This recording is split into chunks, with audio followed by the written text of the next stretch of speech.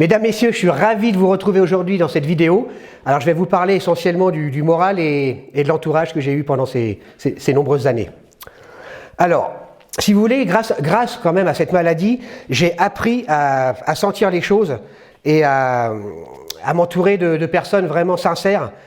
Et c'est pour ça que j'ai toujours eu un moral d'acier, et à chaque fois que j'avais un coup de mou, une opération assez désagréable à faire ou des examens assez durs, et ben j'ai toujours eu ces gens-là derrière moi. Alors j'ai eu la chance d'avoir une famille superbe, à l'écoute, et qui a toujours été là pour moi dans toutes les circonstances. D'avoir des grands-parents et des arrière-grands-parents que j'ai très bien connus jusqu'à l'âge de plus de 20 ans. Donc on était une famille très soudée, et ça m'a permis de me sortir un peu de toute cette maladie, et surtout d'avoir un but. Alors quand je faisais des examens ou quand j'étais à l'hôpital, je pensais toujours à ces gens-là, parce que je savais que dans le futur j'allais les revoir et qu'on allait passer des moments formidables. Alors je me suis battu aussi contre cette maladie, pas que pour moi, je me suis battu aussi pour ma famille, pour mes grands-parents, pour mes arrière-grands-parents, qui ont toujours été là pour moi, et je pouvais compter sur eux 24 heures sur 24. Je leur téléphonais, eux ils me téléphonaient. Je savais que quand j'allais sortir de l'hôpital, j'allais les voir chez eux, on allait au restaurant. Ils me soutenaient à fond, ces gens-là. Et je suis vraiment ravi d'avoir connu tout ce petit groupe soudé. Alors mes parents, je les voyais une fois par semaine, ou des fois tous les 15 jours. Et avec leur travail, c'était très difficile de se libérer et de venir me voir à Paris.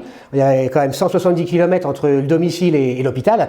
Donc c'était assez dur quand même, c'était éprouvant. Tous les jours on se téléphonait, mais la présence c'est quand même pas pareil.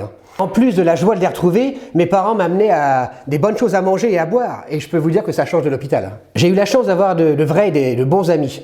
Je me suis jamais entouré de personnes, on va dire entre guillemets, mal intentionnées quoi. Mes amis, j'ai eu la chance de les avoir jusqu'au bout, jusqu'à la greffe. Même maintenant je les ai encore.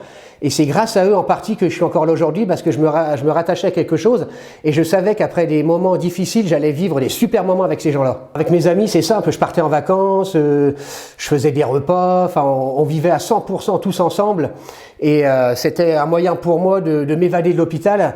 Et c'est vrai que j'aurais pas eu ces épisodes-là, franchement j'aurais peut-être pas survécu. Alors ma copine a joué et joue encore un rôle primordial aujourd'hui, comme mes amis, comme ma famille, et je voudrais vraiment profiter de cette vidéo pour les remercier du fond du cœur, et c'est quand même grâce à tous ces gens-là que je suis encore là aujourd'hui.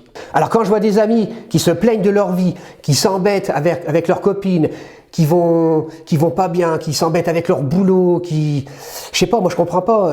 Moi je suis du style à tout plaquer, à repartir dans autre chose. Faut aller de l'avant.